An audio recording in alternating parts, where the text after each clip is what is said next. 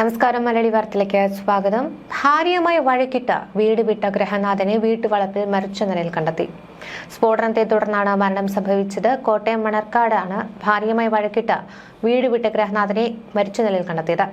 സ്ഫോടനത്തിൽ വയർ തകർന്ന നിലയിലായിരുന്നു. മണർക്കാട് ഐരാറ്റുനട സ്വദേശി റെജിമോനാണ് മരിച്ചത്. 58 വയസ്സായിരുന്നു. കിണർ നിർമ്മാണ ജോലിക്കാരനാണ് ഇയാൾ. കഴിഞ്ഞ ദിവസം രാത്രി 10 മണിയോടുകൂടിയായിരുന്നു സംഭവങ്ങളുടെ തുടക്കം. നീണ്ടൂരിലെ ഇളയ മകന്റെ കുട്ടിയുടെ നൂലുകെട്ടിന് ശേഷം രാത്രി വൈകിയാണ് റെജി വീട്ടിലേക്ക് എത്തിയത്. തുടർന്ന് റെജിയും ഭാര്യ വിജയമ്മയും തമ്മിൽ വാക്കുതർക്കമുണ്ടായി.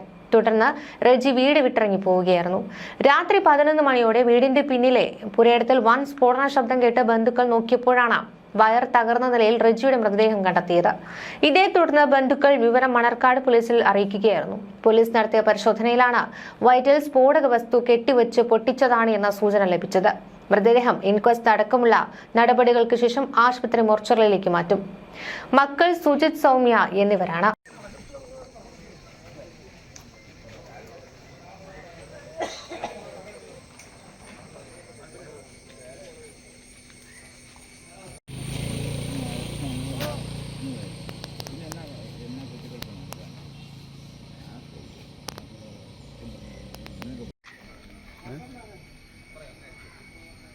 പിന്നെ